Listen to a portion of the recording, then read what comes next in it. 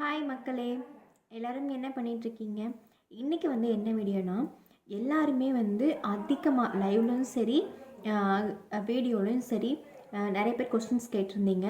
So அந்த கொஸ்டின்ஸ்க்காக தான் answer பண்ணலான்னு சொல்லி வந்திருக்கேன். நான் நிறைய டைம் வந்து லைவ்லேயும் சரி கமெண்ட்லேயும் சரி நான் ரிப்ளை பண்ணியிருக்கேன். பட் இருந்தாலும் திருப்பி திருப்பி அந்த கொஸ்டின்ஸ் கேட்டுகிட்டே இருக்கனால சரி நம்ம தனியாக ஒரு வீடியோவே அப்லோடு பண்ணிடலாம், தனியாகவே வந்து ஒரு வீடியோ அப்லோடு பண்ணிடலாம், நிறைய பேர் கொஸ்டின்ஸ் கேட்டுட்ருக்காங்களே அப்படின்னு சொல்லி தான் நான் வந்திருக்கேன். இன்றைக்கி வந்து பார்த்திங்கன்னா மாமா கூட தான் வந்து வீடியோ எடுக்கிற மாதிரி இருந்துச்சு.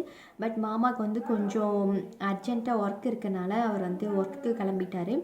ஸோ அதனால் வந்து நானே வீடியோ மேக் பண்ணிடலான்னு சொல்லி தான் ஃப்ரெண்ட்ஸ். ஃபஸ்ட் கொஷின்ஸ் வந்து பார்த்திங்கன்னா அதிகமாக வர கொஷின்ஸ் பார்த்திங்கன்னா, நீங்கள் லவ் மேரேஜான்னு கேட்டிருக்கீங்க. ஆமாம், நான் வந்து ஒரு வீடியோவே தனியாக போட்டிருக்கேன். பட் வந்து சில பேர் நம்மளோட சப்ஸ்கிரைபர் எல்லாத்துக்குமே தெரியும். நியூவாக சப்ஸ்கிரைப் பண்ணுறவங்களுக்கு வந்துட்டு தெரியாமல் திருப்பி திருப்பி வந்துட்டு அந்த கொஷின்ஸ் கேட்டுகிட்டே இருக்காங்க. ஸோ அவங்களுக்காக சொல்கிறேன், நாங்கள் லவ் மேரேஜ் தான், லவ் அண்ட் அரேஞ்ச். நாங்கள் லவ் பண்ணிகிட்டு இருந்தோம், வீட்டில் சொன்னோம். எங்கள் ஹஸ்பண்ட் வீட்லேயும் சரி என்னோடய வீட்லேயும் சரி சம்மதத்தோடு தான் மேரேஜ் பண்ணாங்க. செகண்ட் வந்து பார்த்திங்கன்னா, உங்களுக்கு மேரேஜோ எத்தனை மந்த் ஆச்சுன்னு சொல்லி கேட்டிங்க. சில பேர் வந்து எத்தனை வருஷம்னு கூட கேட்டிருந்தீங்க. எனக்கு வந்து பார்த்திங்கன்னா மேரேஜ் ஆகி 4 மந்த் தான் ஆச்சு.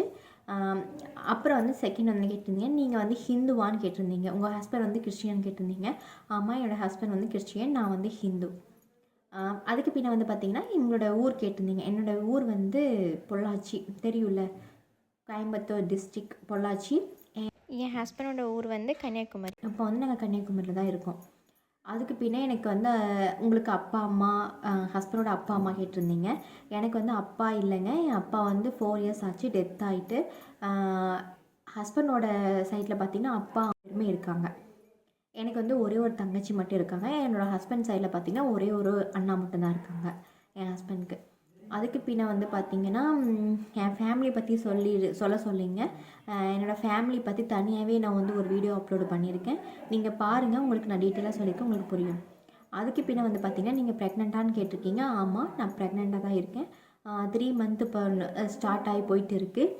இனி வந்து ஜனவரி 24 அப்படி அந்த டேட் வரும்போது 3 மந்த் ஃபுல்லி கம்ப்ளீட் ஆகிட்டு 4th மந்த்து ஸ்டார்ட் ஆகும். அப்புறம் அதுக்கு பின்ன வந்து ஸ்கேன் பண்ணிங்களான்னு கேட்டிருந்தீங்க. ஆமாம், நான் வந்து 2nd மந்த்து எண்டில் வந்து ஸ்கேன் பண்ண வந்து எழுதி கொடுத்துருந்தாங்க, நாங்கள் ஸ்கேன் பண்ணோம்.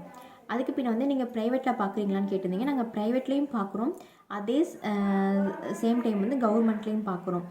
அதுக்கு பின்ன வந்துட்டு சில பேர் வந்து கவர்மெண்ட்டை பற்றி கொஷின்ஸ் கேட்டிருந்தீங்க. கவர்மெண்ட் எப்படின்னு சொல்லி பார்த்தீங்கன்னா, நாங்கள் வந்து டீட்டெயிலாகவே கேட்டிருந்தோம்.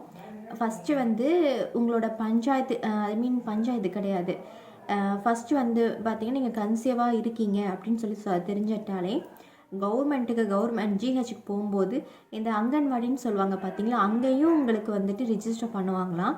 இல்லைனா நீங்கள் வந்து சுகாதார நிலையம் சொல்லிட்டு ஹாஸ்பிட்டல்ஸ்லாம் இருக்கும் பார்த்தீங்களா, கவர்மெண்ட் ஹாஸ்பிட்டல் தனியாகவே, அங்கே வந்து பார்த்திங்கன்னா அங்கே வந்து ரிஜிஸ்டர் பண்ணுவாங்க. எனக்கு வந்து பார்த்திங்கன்னா வீட்லேயே வந்து டீச்சர்ஸ் இருப்பாங்க தெரியுங்களா,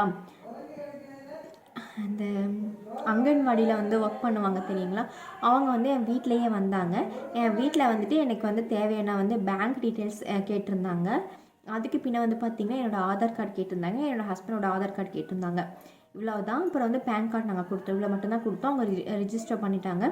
ரிஜிஸ்டர் பண்ணிட்டு நீங்கள் ஃபஸ்ட்டு வந்து ஜிஹெச்சுக்கு போகும்போது என்ன பண்ணுவாங்கன்னா டிடி இன்ஜெக்ஷன் பண்ணுவாங்கங்க. ஃபஸ்ட்டு மந்த்து நீங்கள் போன உடனே அப்போயும் ஒரு இன்ஜெக்ஷன் பண்ணுவாங்க. அதுக்கு பின்ன 4th மந்த்துன்னு நினைக்கிறேன், 4th மந்த் சம்திங் அந்த மாதிரில வந்து இன்னொரு இன்ஜெக்ஷன் போடுவாங்க. கம்பல்சரி வந்து அந்த இன்ஜெக்ஷன் போடணுன்னு தான் சொன்னாங்க.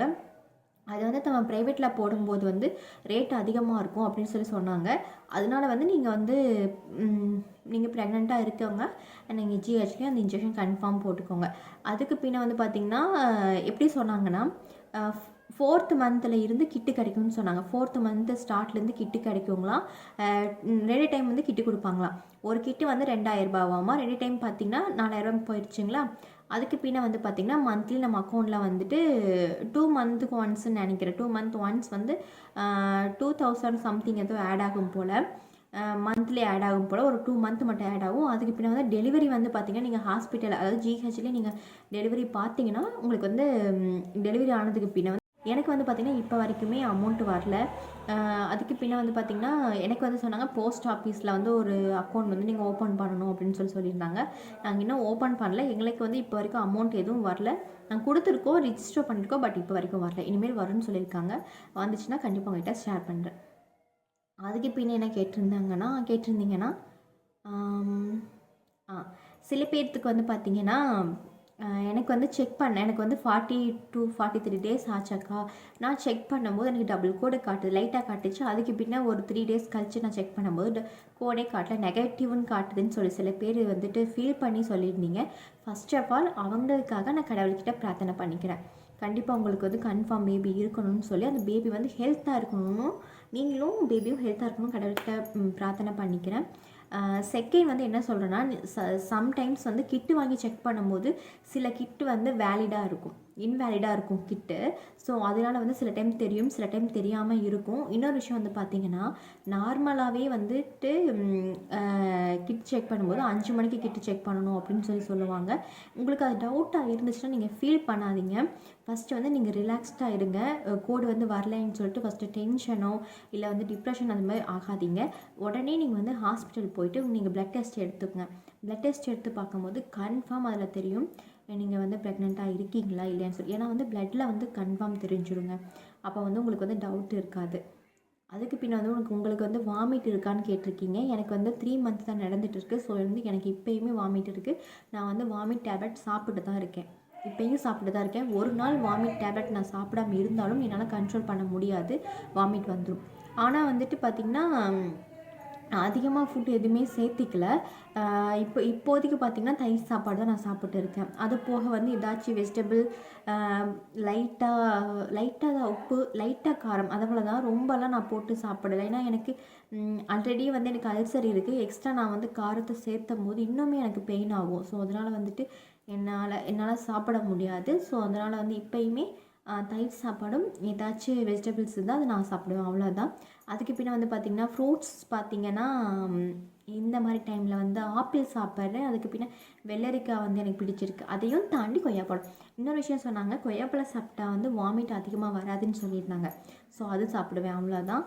அதுக்கு பின்ன மில்க், இப்போ வரைக்குமே மில்க் நான் அது ஸ்மெல்லே எனக்கு பிடிக்கலை. ஸோ அதனால் சாப்பிட்ல. ஆனால் அவங்க சொன்னாங்க 4th மந்த்து ஸ்டார்ட் ஆனாலே வந்துட்டு உங்களுக்கு வாமிட் கண்ட்ரோல் ஆகும்னு சொல்லியிருந்தாங்க ஹாஸ்பிட்டலில். அதுக்கு பின்னாடி நம்ம ஜிஹெச் போகும்போது குளுக்கோஸ் கொடுப்பாங்களாம். அதை வந்துட்டு குடிச்சிட்டு பின்ன வந்து ப்ளட் டெஸ்ட் எடுப்பாங்க. எவ்வளோ நமக்கு வந்து ஹெச்பி இருக்குதுன்னு சொல்லி பார்ப்பாங்கன்னு சொல்லியிருந்தாங்க. அதுக்கு மேலே ப்ளட்டு ஊறதுக்கு சாப்பிட சொல்லியிருந்தாங்க ஹாஸ்பிட்டலில்.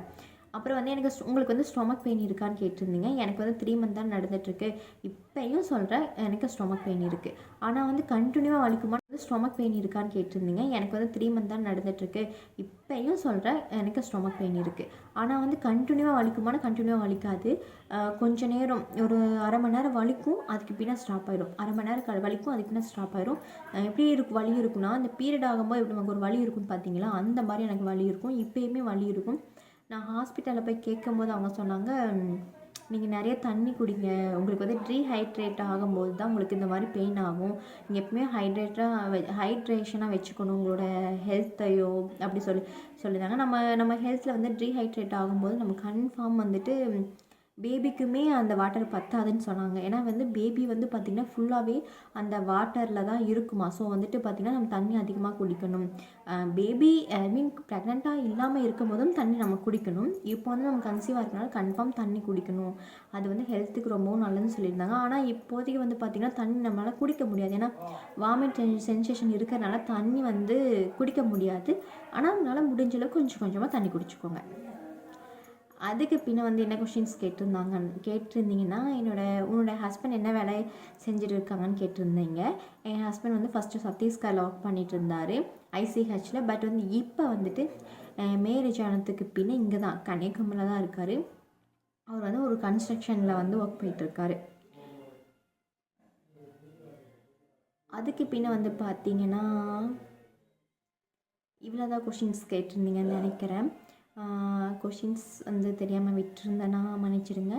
எனக்கு தெரிஞ்ச அளவுக்கு கொஷின்ஸ் நான் சொல்லியிருக்கேன். நீங்கள் கேட்ட கொஷின்ஸ்க்கு இன்னும் நிறைய கொஷின்ஸ் இருந்தாலும் நான் மறந்துருக்கலாம். அதுக்கு பின்ன வந்து பார்த்திங்கன்னா வந்துட்டு டெலிவரி டேட் வந்து கேட்டிருந்தீங்க. எனக்கு வந்து டெலிவரி டேட் வந்து ஜூலை மந்த் சொல்லியிருக்காங்க. கன்ஃபார்ம் வந்து ஜூலை மந்த்னு சொல்லியிருக்காங்கங்க டெலிவரி டேட். நம்ம வந்து சீக்கிரமாகவே டெலிவரி டைம் சாரி நமக்கு வந்து ஜூலை மந்தில் வந்து நம்ம குட்டி பாப்பாவோ தம்பியோ நம்ம கூட இருக்கும். அதையும் உங்கள் கூட வந்து நான் ஷேர் பண்ணிப்பேன். அவ்வளோதான். உங்களுக்கு இந்த கொஷின்ஸ் வந்து பிடிச்சிருக்கும். நான் கொஷின்ஸ் வித் ஆன்சர் சொன்னேன், இது பிடிச்சிருக்கும்னு நினைக்கிறேன். பிடிச்சிருந்துச்சுன்னா நம்ம சேனலை மறக்காமல் சப்ஸ்கிரைப் பண்ணி லைக் பண்ணி ஷேர் பண்ணிக்கோங்க. மறக்காமல் கமெண்ட் பண்ணுங்கள். Thank you friends. Bye. Take care.